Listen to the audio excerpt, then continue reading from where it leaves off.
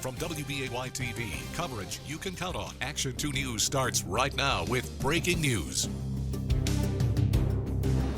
Breaking news this morning, a large fire in downtown De Pere. The first call to the corner of South Broadway and George Street came at about 12:30 this morning. This building is a commercial occupancy down below. It's a restaurant, and it's a living space above. So as the residents began to wake up, alert each other, law enforcement arrived on scene. Law enforcement assisted with those evacuations. They were able to assist most of the parties out. By the time fire department arrived on scene, we had a report that we potentially still had people trapped. We did not find anyone trapped. We were able to clear that building and ensure that everyone's out. So at this point, all residents are accounted for, all residents are safe. I want to keep you up to date on the breaking news that we have been following all night on De Pere's east side. A major fire there. This is Broadway. You're looking at, this is where Ogan Restaurant used to be. You see that building is collapsed. This is on Broadway. A live view right now here at the scene, and you see that bulldozer in there. We just got updated moments ago live at the top of this half hour from the fire chief and De Pere Mayor Mike Walsh. Yeah, some interesting information from the fire chief. This is so taxed the city of De Pere's water supply putting this fire out. They had to put tanker trucks down by the Fox River, fortunately, which is only a block or two away from this fire scene, and they used that water to help put out this fire. So as the fire chief said, people in De Pere will still be able to get a warm shower when they get up this morning, but it used thousands and thousands of gallons. And the good news is that everyone is safe. They said that about 20 people got out. There are apartments in that area, so they were thanking area businesses for helping out. But this happening overnight about 12:30 this morning. Aisha Morales is there live, been there all morning, giving us updates. Aisha. Good morning. Well, it's going to be a very active scene for quite a few hours, according to the De Pere Fire Department. They're going to be investigating and seeing what happened. They don't know how this fire started, but I want to show you the building right now because there is no building left. It's just a big pile of rubble now, which is, we'll talk about that in just a second as far as sort of how that all came into play. But there's multiple agencies here this morning helping out the city of De Pere fire agencies here. The good news is everybody got out safe. There were over 20 people that were evacuated in this area, including the buildings next to this building. So it was also a brick building, a very historic old building, over 100 years old. So I guess according to the city of De Pere, that was sort of a challenge that they were having to deal with this morning. So lots to talk about here, including the fact that I spoke to the owner of the restaurant in the first floor. That's where the fire apparently started. She's very upset. She's very distraught over this. She owned Ogan, the restaurant, for over 10 years now. So talking to people in the area who were affected this morning, and everybody's just pretty much in shock. The Red Cross, they are helping out the people that were displaced over by Century Lanes. That's where they are being sent to right now if they don't have a place to go. But we did talk to the mayor of De Pere, Mike Walsh, and this is what he had to say this morning. A sad day.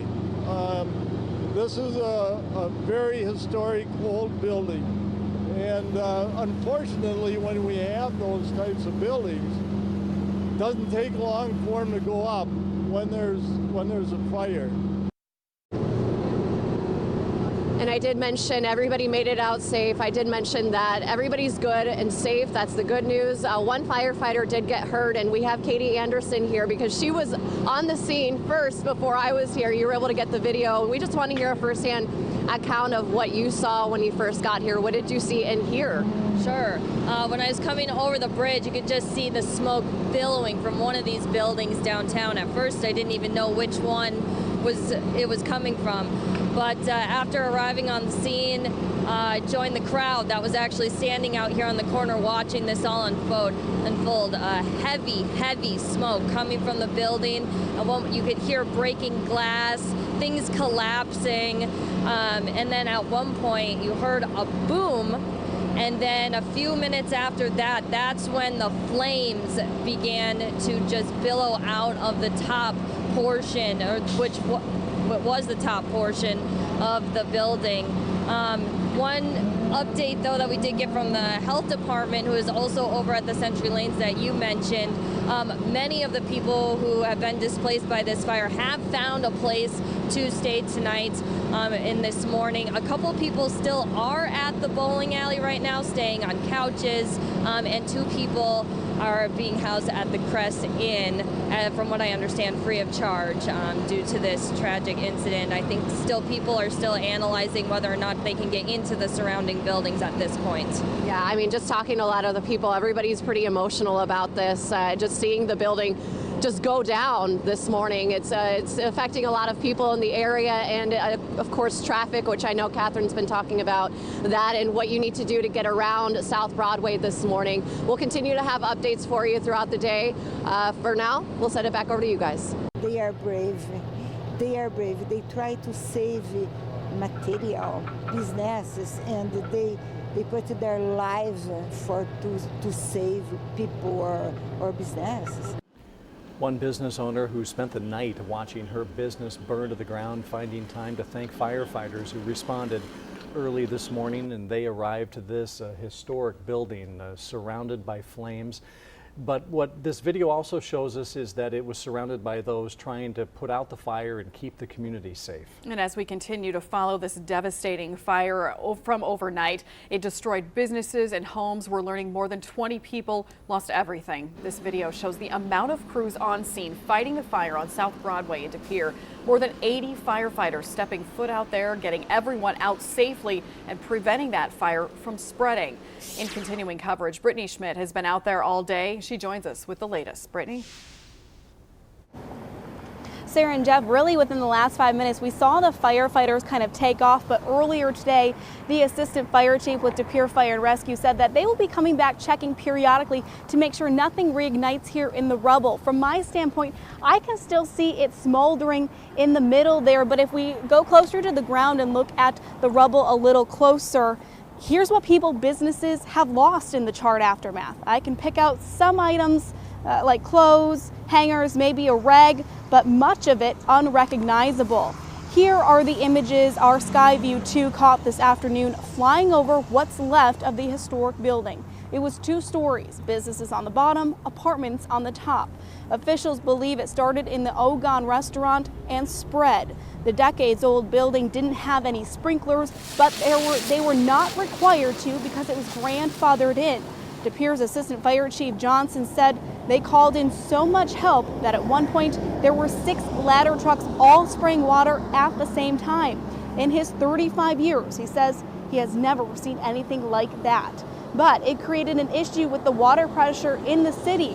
With so many crews pulling from it, they had to move quickly and came up with another source to put the fire out. We had to come up with an ingenuitive idea to physically draft water from the Fox River that was in close location to this fire to help get enough water onto the fire. Is that protocol just to kind of look around your surroundings and be like, okay, where else can I, or is it training that led you to draw from the river right next to you? There's a lot that goes into it. Experience has a lot to play with it. Training has a lot to do with it. Planning in advance of a significant fire like this has a lot to do with it, and you know, even though there's obstacles thrown at us, one way, shape, or form, we overcome those obstacles and make it a favorable outcome. And do you think all of those aspects help save the building next to it? No question in my mind. Yes. As the assistant chief said, the building next to the one that was destroyed in the fire is still standing.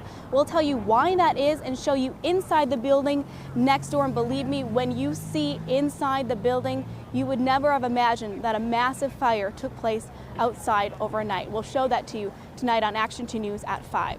Reporting live in De Pere, Brittany Schmidt, Action 2 News. Brittany, thank you. De Pere businesses are expressing their condolences and offering to help. Nardi's Affogato Bar says on Facebook it opened just after 5:30 this morning to serve firefighters coffee and scones. Definitely De Pere writes, quote, "We are deeply saddened by this devastating loss in our community. Thank you for the outpour of support. Definitely De Pere and the city of De Pere will be working closely with those who have been affected." And according to De Pere's website, the wooden buildings that stood in that exact spot on the 200 block of South Broadway burned to the ground on April 23, 1882. That's 137 years ago, almost to the day. Stay with Action 2 News for complete coverage on the overnight De Pere fire. Tonight on Action 2 News at 5, our Tia Johnson talks with people who were forced out of their home. Good evening. Thanks for joining us tonight. This is all that's left of a historic building in the 100 block of South Broadway in De Pere. It eventually collapsed, but not before the 20 people who lived on the second floor escaped. Let's take a look at the overnight response from the firefighters. As we showed you online and on Action 2 News this morning, firefighters found heavy smoke coming from Ogan Restaurant on the first floor. Their attack against the flames so involved that officials say it was difficult to pull enough water. Our water supply within the city was completely getting taxed in this particular operation, so we made the choice to start to draft water out of the river. While the one building is destroyed, the building next door is remarkably relatively unscathed. Our team coverage tonight begins with Brittany Schmidt live at the scene with a look at why the downtown damage was limited to what it was. Brittany. Cammy and Bill, I'm standing right where those two buildings used to meet, side by side here on South Broadway. One of those buildings, a complete loss. It is just a pile of small rubble and debris.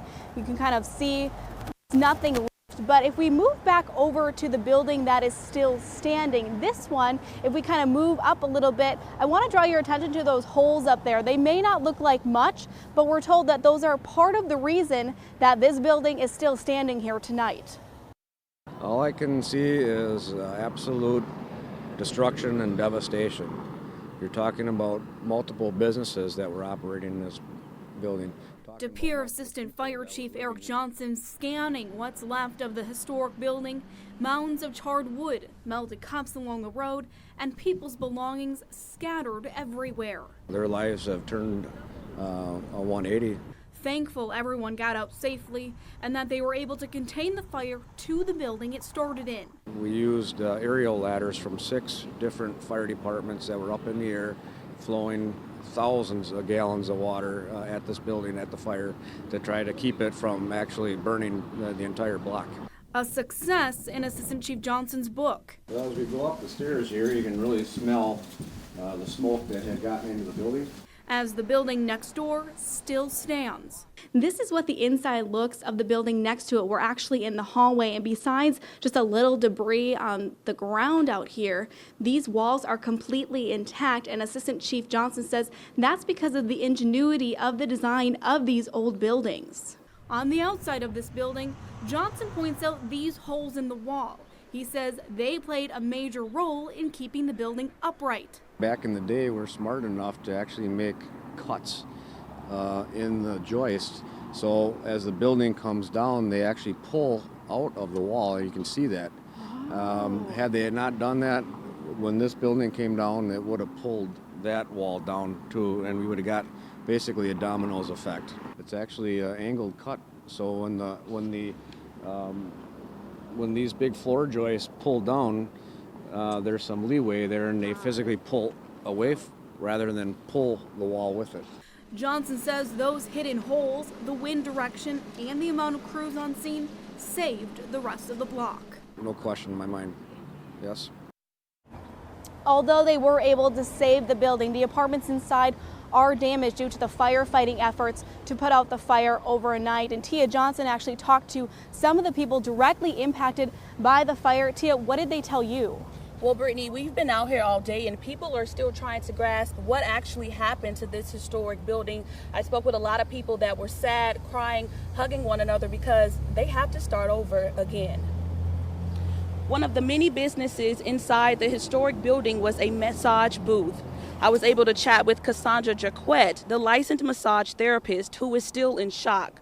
She says she started from scratch when she rented out her room a year ago, building a clientele and buying materials she needed. Now, all of that is in shambles after the fire. I had so many people call and ask how I'm doing, and the community here within the building was great. Everybody's trying to be there for each other and make sure that we all emotionally are doing okay.